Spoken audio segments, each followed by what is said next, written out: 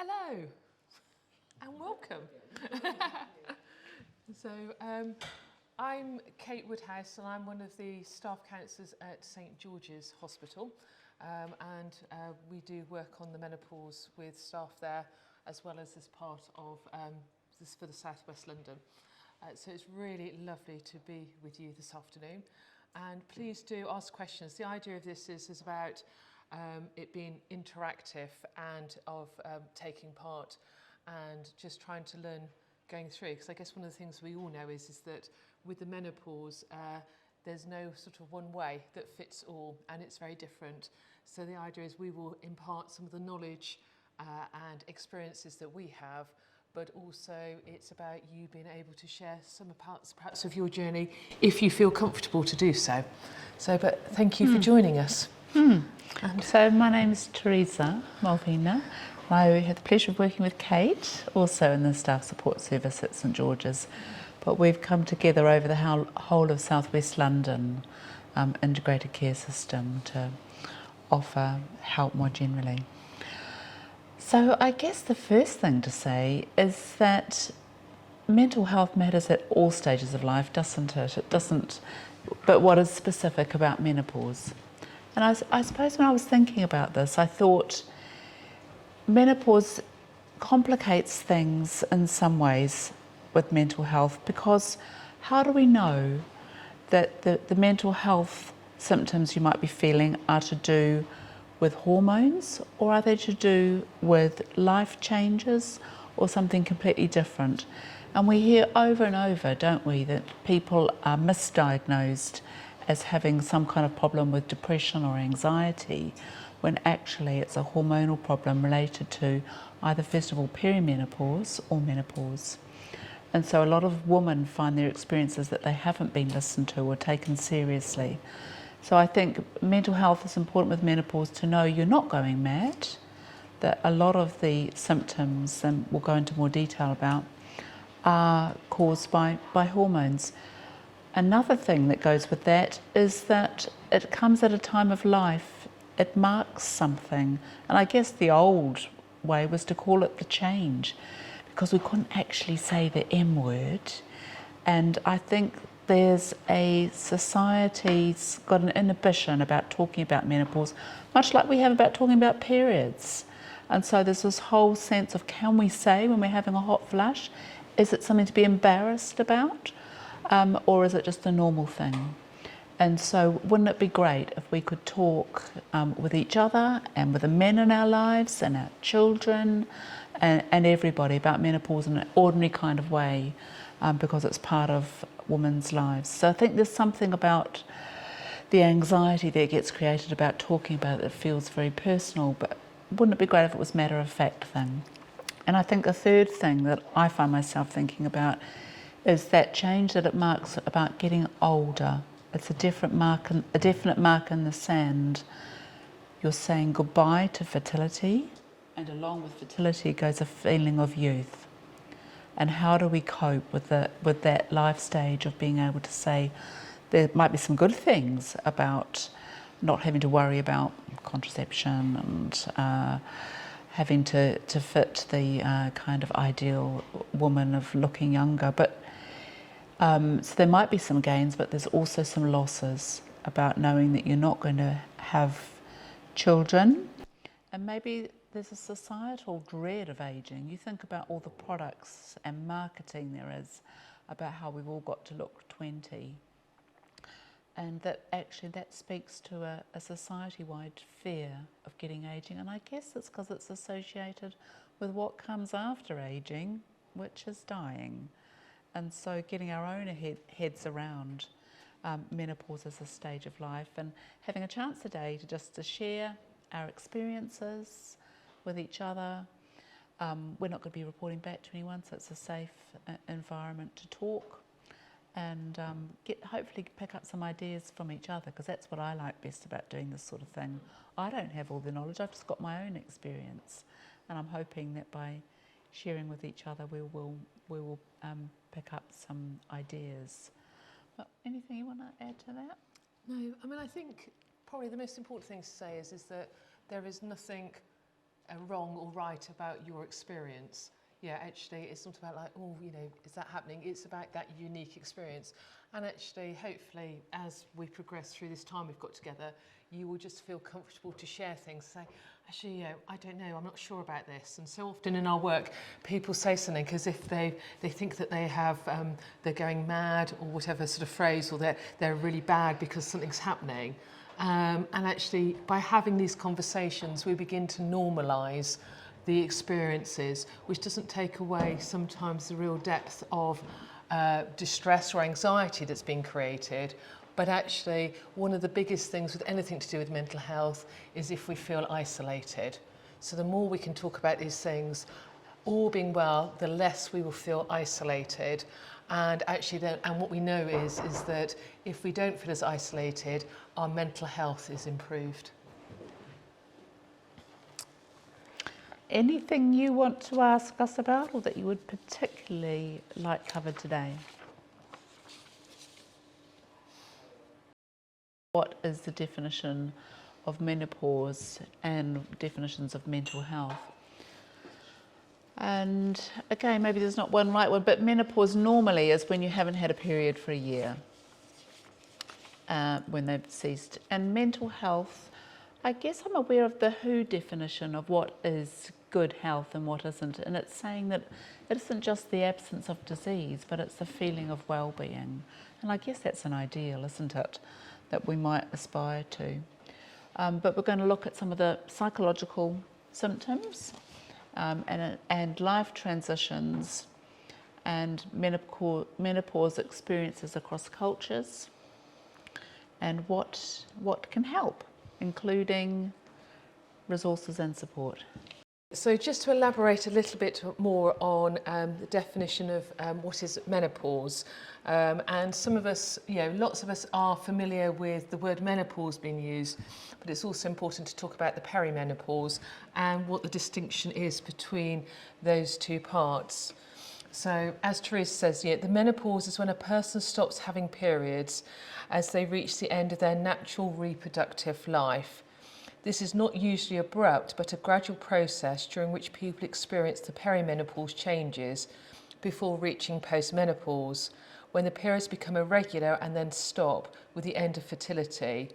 And a person is postmenopausal when they've not had a period for 12 months.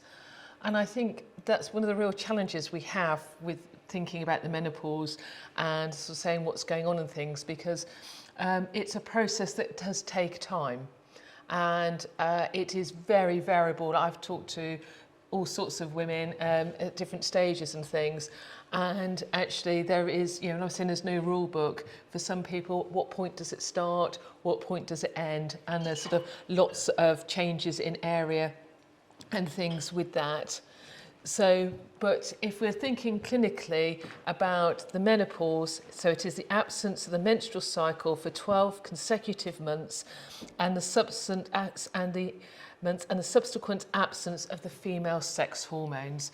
So it is that real change, that physical change that was mentioned at the beginning about it is an ending of a reproductive life for us as women. And the perimenopause, which I guess is the bit where everybody talks about, you know, oh, I'm menopausal. In the reality is actually we are perimenopausal at that point. And there's fluctuations in the frequency of our menstrual cycle. And that's also fluctuations in the sex hormones. And I guess probably because you are all sitting here is that you have experiencing sort of various ranges of things that are happening with those fluctuations that are going on. And for some people, and we'll look at this a bit more in a minute, you know, for some people that's very mild and they don't seem to be really noticing very much. And for other people, it can be really severe and can be really debilitating to someone's mental health.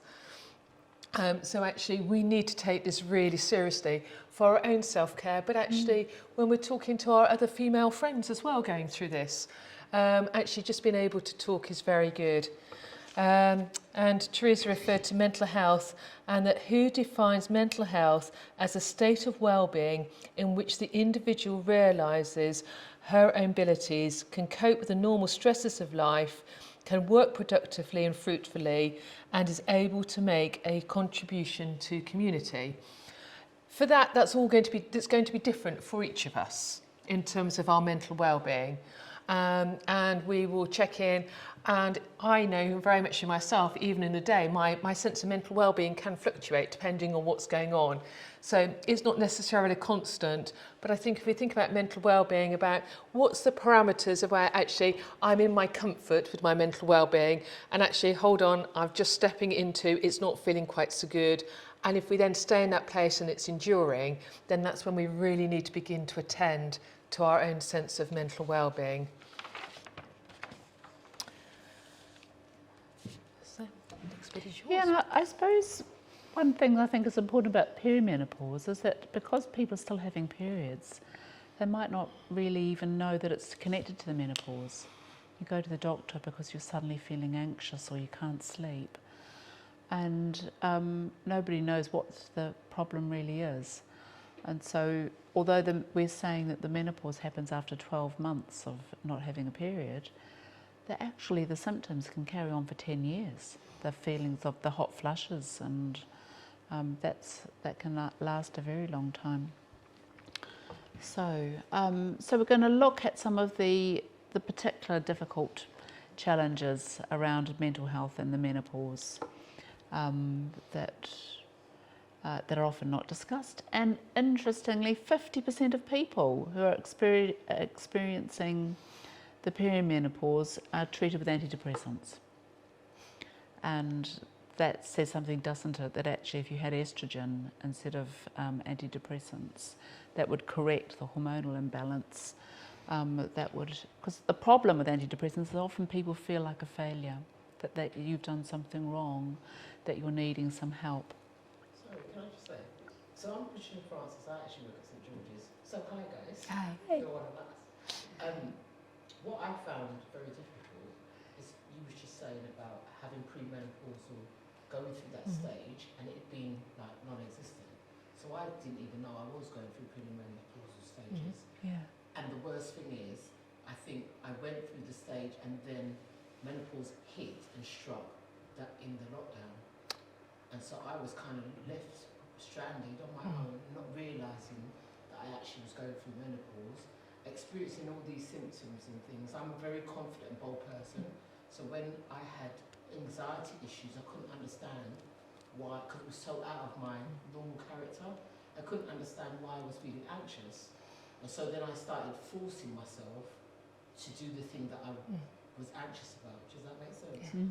So I would have moments where I would get up in the morning, not be motivated to go to work, and I really enjoyed going to work, and I couldn't understand why I didn't feel like I wanted to go to work. Do you know what I mean? Because I knew I wasn't sick, but I just had this feeling that I just didn't want to go to work.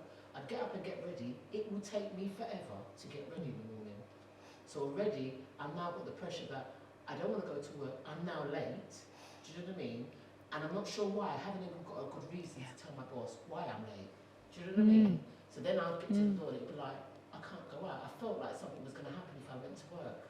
Feeling of dread. I just couldn't understand. So I would be standing at the front door for an hour or so trying to go through the front door. And I was like, this is ridiculous. But I did not know, I didn't even know that menopause had the vast number of symptoms that it has. And it's so vast. And I was experiencing this anxiety, which, like I said, I'd never experienced anything like it before. And I just felt on my own because I couldn't, obviously during the lockdown, you couldn't call GPs, you couldn't go there, you couldn't, do you know what I mean? There's all these things I couldn't do. And I was like, I need help with some, and I didn't know who to go to.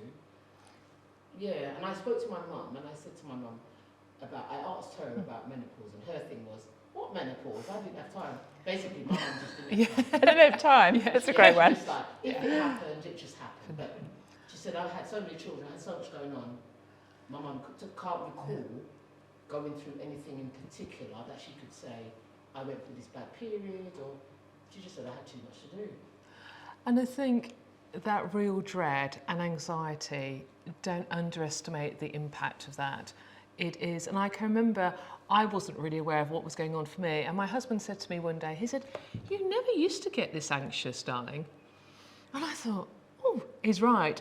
And then that sudden realisation, I have to say, you know, fortunately for me, nowhere like that experience that you were having, but suddenly realising that, you know, this anxiety had crept in and I wasn't aware, and actually that actually I was becoming much more cautious and not wanting to do things and stuff. And actually that sense of loss of yourself, of confidence in yourself, that you go, we go from being really, you know, strong, competent women and doing these things, and then suddenly that sense of not being able to leave the front door. It's frightening, is what the anxiety is bad enough, and then the fear of like what's happening to me. And you have no control over that thing that's happening to you. Absolutely. That loss of not being able to control yourself. Do you know what I mean? I had to talk to myself, Patricia, this is silly. I was standing at the door, okay, Patricia, this is silly. Go out the door, just open the door and go. And this is with the conversation I was having with myself. And I was like, this is ridiculous, what am I doing? Do you know what I mean? And then there were times that I actually ended up ringing my boss and said, I can't come to work today. Literally, that would be the end result. I just can't do this today. Do you know what I mean? But I was unable to give her a reason why I couldn't do it. And that also felt bad. Do you know what I mean? Because like, you can't even explain what you're doing, woman. You know what I mean? And I'm struck by we like to have an explanation for something, don't we? Yeah. I mean, every time we go to the doctor with something wrong, we want, we don't want to hear we don't know what's going on. We want to know, I've got this type of thing. And it's not so much because we don't want to feel that we've wasted time or anything. Actually, we have a deep need, in a sense, to understand what is going on for us. Because I think it then means that we can rationalise and process that in a different way, rather than thinking, hang on, I've suddenly got this label of like, you've got anxiety. Well, actually, I never used to be anxious, so what's happened? And because I couldn't go to anybody, that just made it worse. Do you know what I mean? Because I couldn't talk to anybody to say I'm actually experiencing this, and I couldn't get access to no medical assistance. Do you know what I mean? I was like, oh. And this is the part of the point about today, is because lockdown did mean that people were very, very isolated, but even before lockdown, women were very isolated with the menopause, and the idea of this is actually about that we can come together and we can share some of these things and experiences and actually begin to try and have some sort of sense and understanding of what it is to be perimenopausal and what's going on, that actually that having these conversations hopefully just means that perhaps we go away just a little bit easier. And just sort of thinking, actually, I'm not alone with all of this, which is, so it's great you've come. GPs have got a lot on. I know they've got a lot on already, but I think it would be helpful for GPs to check in with their patients, because I'm a person, by the grace of God, that I'm not ever sick, so they never really see me. Do you know what I mean? So it would have been probably helpful for me if they just called me in for a random, you're around menopause, do you know what I mean? And just talk to me and say to me, you know, you're actually around the menopausal stage, do you know if you've started? Just talk to me about it. At least I'd then be aware that I need to check myself. Do you know what I mean? If there are symptoms or changes. But no one ever kind of alerted me that I might be. Do you know what I mean? So and perhaps today this doesn't change what your experience, but actually what it might mean is that if you're able to have a conversation with a colleague, and you might say, oh, perhaps you should, make an appointment with your GP, ask them to check. We are creatures, aren't we, that need to be able to make sense of things, to be able to cope with them better. And I suppose we're not going to change what happens to us physically. We can't go back 10 years where the menopause is happening. But my theory is also the more that you talk about stuff, the less power it has over you. I'm biased because I'm a therapist, so clearly I believe in talking. But I think it's true, and I think that's one of the problems we have with the menopause is we don't talk about it enough because it feels like quite a personal thing, and being able to just talk about it in a very ordinary way and not feel like that's something you have to keep to yourself. But as you say, it's a double whammy with lockdown as well, isn't it, to feel isolated. But you're also saying it's an attack on your self-concept. Your self-concept was someone who managed life, who went to work, did all those ordinary things, and suddenly you couldn't. And I've certainly come across stories of people who've quit their jobs because they were too anxious, not knowing what was going on. So knowledge is power, isn't it? So if you've got some knowledge and some sense that what you're going through is an ordinary thing, and it has coping strategies, one of which is being able to talk about it and to feel empowered. I was listening to a program yesterday on the radio about how little doctors know that in medical education there's a move now for doctors to know more about menopause and to diagnose it properly. Because they can be thinking, oh yeah, you've got some problem with your joints, or with depression, or with maybe you've got early onset Alzheimer's or something. Yeah. So 3 out of 4 women experience menopause symptoms. So a quarter of women don't have any symptoms at all, and a quarter of 1 in 4 of those 3 out of 4 have severe symptoms where it's really debilitating and they do not recognise themselves and who they are. Yeah. Okay. So sadly, this is not a box of chocolates for us all. But yeah, I know. Well, yeah, disappointment is here. But I have put some of the contents onto the tables, which is some buttons. And what I'd like you to do is to choose 2 buttons, okay?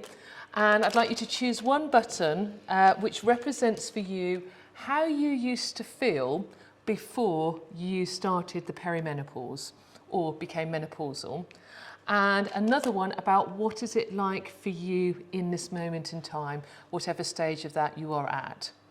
Okay, so one which was like before you were aware of any symptoms. You may not have reached the perimenopausal stage or the menopause stage, so I'm not making any judgments. So you might want to pick up a button about what you think it might be like, but if you're experiencing it at the moment, about what it's like. So 2 buttons. And we're not going to ask you to have to report back to us in any kind of formal way, but if people want to share with each other after it, that's fine. Okay, so I will share what I've chosen, and then if you'd like to share anything or you agree, please join in. So I've chosen this sort of blue one because actually blue is my favourite colour, and I love the water being in the sea. It's a very calm place. Tide washes in and out and all of those things. And before I started to experience the perimenopausal symptoms, life was busy, but there was, the tide would come in, it would all be calm for a while, it would go out, a bit of turbulence, family life and all those things. But generally I felt quite consistent and things. And then going into the sort of the perimenopause a bit, I've picked up this one that looks like a ball. And I feel sometimes that I'm just rolled around and I don't quite know which direction I'm going in and things. And so that sense of, waiting for it to stop rolling at times to get back to that sort of more consistent place. Yeah, and it is, for me, I'm very fortunate that is, becoming much more settled. But that's why I've chosen my 2 buttons. I didn't know anybody else would like to share. You don't have to share. Would anybody like to share? I don't mind. So I've chosen this quite large button with nice sparkly things on it. Yeah. And reason being, before premenopausal, I'm quite bold and I'm large and I'm out there. And the diamonds represent, but I'm quite organised and I like things quite. And I was attracted to this one because you can see through it, so I'm quite transparent. How you see is how you are, how I am. So that was before. This one I've chosen, which I don't know if you can see, it's very intricate. It's got some little intricate details on it. So now I'm in the premenopausal stage, I'm trying to learn the new me. So it's quite intricate little details, and do you know what I mean? I'm trying to work out who I now am because of this whole menopause situation. So this individual's here, but I'm trying to work out where she is in this one because things have changed a lot because of being premenopausal. So seeing a different detail to yourself, that different aspect, which is, and I think we're saying it's not familiar. Yeah, exactly. So, so it's trying to discover all the intricate bits in here that are now because of the premenopausal. I mean, one of the things when like I was explaining to you before about being anxious, I went to one of our family do's and one of my relatives said, well, what's happened to you? You've changed a lot, but it wasn't a positive, do you know what I mean? She saw that anxiety, she said to me, you seem afraid, which was the anxiety she could see in me. But yeah, that wasn't positive to hear that from my family. Do you know what I mean?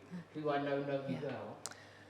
But the idea of using the buttons as well is that actually that buttons are, a button is a button. It is still something that does a job and things, but actually about perhaps at different stages in life we need different buttons because we are called to do different things, and we're going to talk a little bit more about, you know, the idea about aging and wisdom and things a bit later. So yeah, every time I go through this button tin I'm drawn to different ones because they perhaps fit different things. Yeah. So, but thank you for sharing.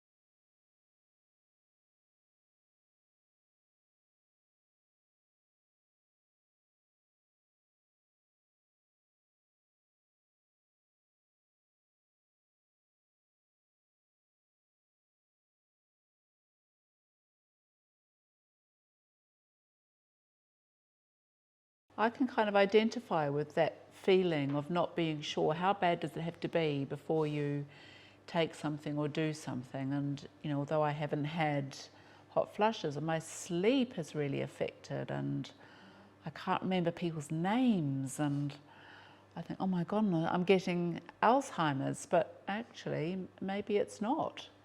But so it's sort of being aware of all of these different symptoms, but thinking about, you know, how much is it bothering you and whether you should do something about it. Can I just say about, you know, PMT and then the symptoms, because I mean, I would say my particular problem was sleeping, so I'm on citalopram, you know, rather than HRT. I've been taking that for over 5 years now. I'm still in the perimenopause, but I was thinking I was always anxious really around my period. I do remember, I just give a silly example, got 3 men in the room, but you know, I was doing some tennis, you know, training, and you know, I was like gaily, you know, because I enjoy it. I hadn't done it for a long time. I really enjoy being on a tennis court and what have you. And you know, it was with a professional, and you know, was enjoying it. Then he got us to sort of like do more of a, you know, do it more formally. And he made a comment to me saying, "Oh, it's interesting when I ask you to do something, not you know, generally ask people to do it more formally, they get more nervous about it." And I thought, well, I'm not going to say anything. I know why I'm more nervous. It's because it's you know, I'm just about to come onto my period. So I thought that's quite interesting. That's like your family member, but I mean that's before the menopause. I mean, you know, that obviously was PMT, isn't it? So what's the, you know, some people maybe don't get such, you know, PMT. So maybe that's why the menopause hits them, or perimenopause hits them more. I don't know. But you're still talking about hormone fluctuations, and you're making a good point that hormone fluctuations are there throughout our lives, aren't they? Yeah. Not just at menopause. Yeah, that's what I was trying to say. Yeah. Because I've got friends who's, like you said, I've never been anxious, but now I'm in this and I think, well, actually, I've always, you know, been anxious around you know, the PMT. Yeah. But I think it just emphasises for me there's no right or wrong, and everyone's got different experiences, isn't it? But the more that we know that these things don't make you odd, or when you were worried about what's something wrong with me, why am I anxious, it just doesn't feel like me, that actually knowing that it's a normal experience. I think anxiety is one of the worst experiences people have. the most difficult symptoms about menopause, and we're going to look at it more graphically in a minute, is problems with sleep, waking up a lot, and I think the dreaming that you're talking about might be part of that.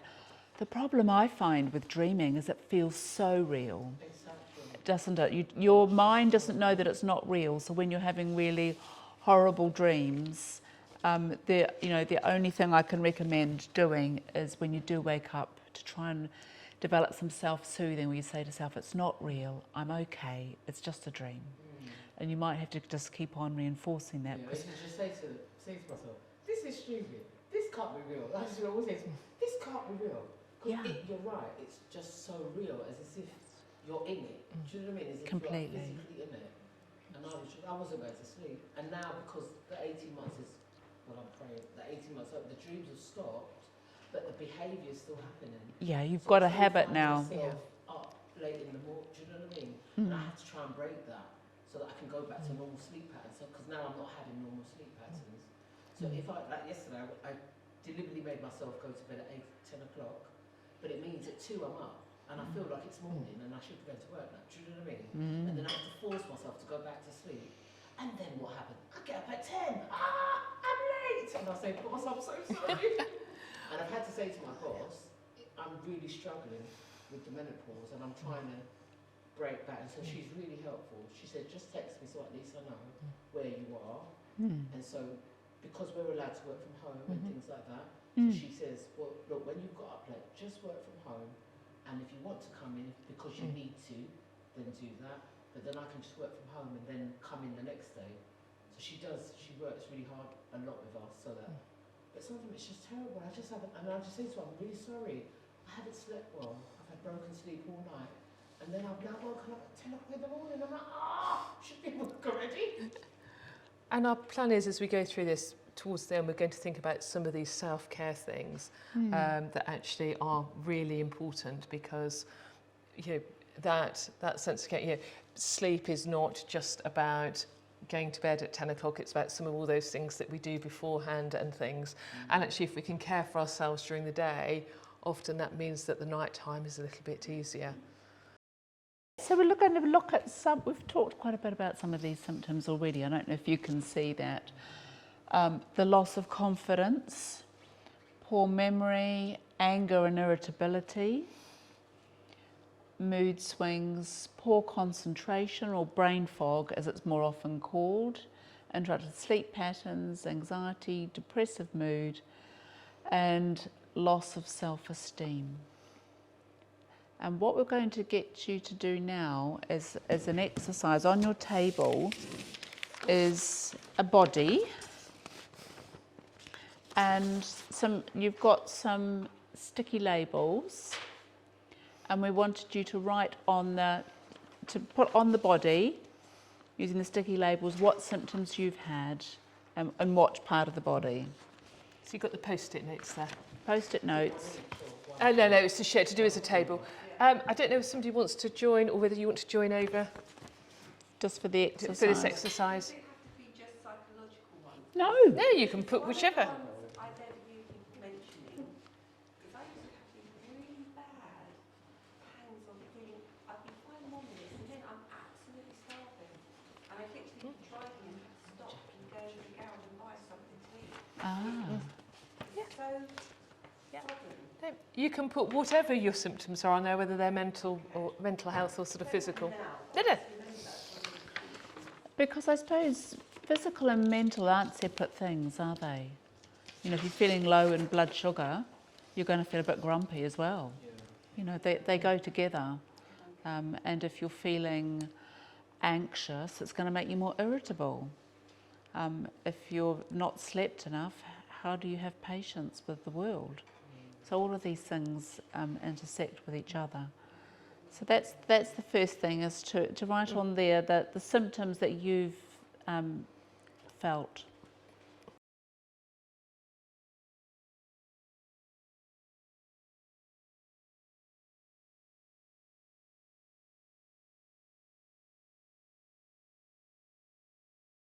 Thanks everyone. We're getting some hot tips on things that you can take other than HRT. Someone was talking about for sleep melatonin. It's really good. You can get that from an online pharmacy. And we were talking about other supplements like magnesium citrate for sleep, and that some antidepressants like citalopram can really help with sleep as well. So the next thing we want you to do on your tables, you'll see there's another A3 sheet and it's got a big rubbish bin on it. And you may be fortunate enough not to have had lots of unhelpful negative comments, but I think most of us have. We want to put on your post-it notes. I can't remember the name of them for a minute. Brain fog. Put on your post-it notes anything unhelpful anyone said to you about when you've tried to talk about any of your symptoms or difficulties. What have you found unhelpful? And let's put them in the rubbish bin.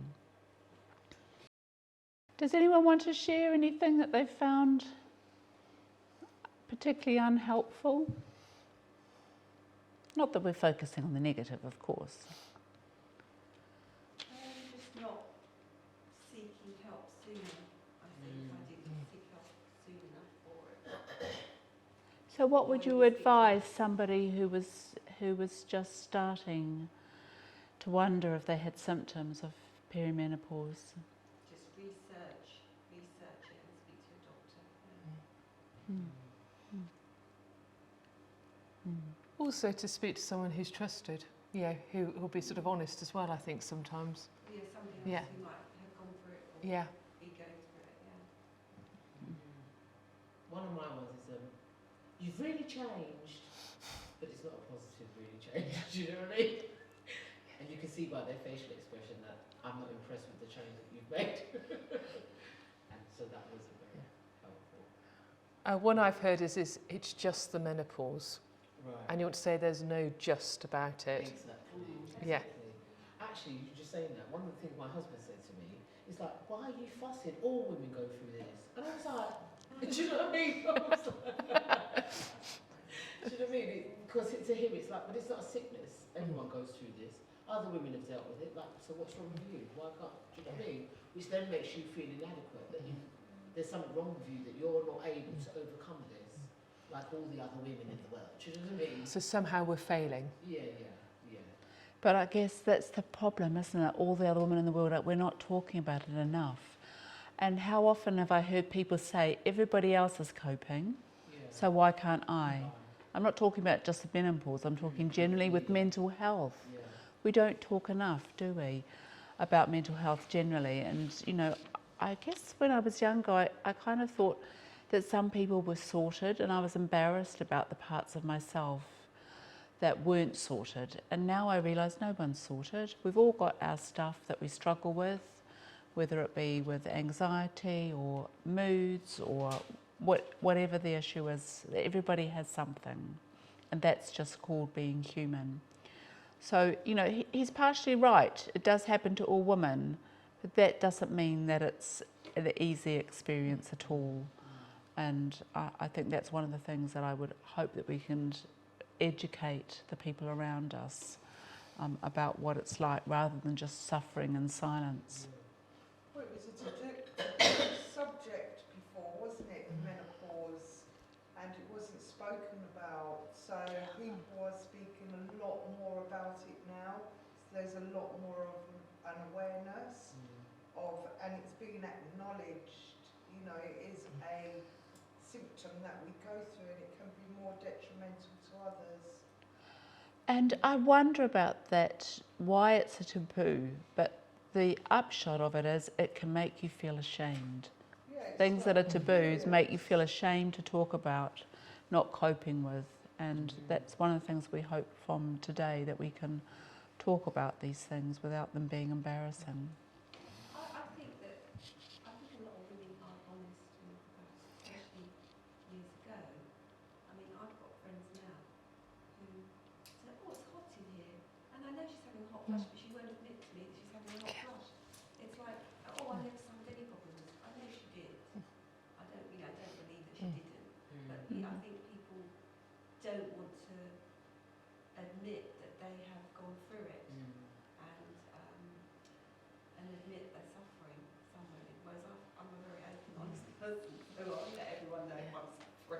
kind of thing. So And I think, yeah. women should be more honest. It's like childbirth, isn't it? I haven't had children, by the way, but you know,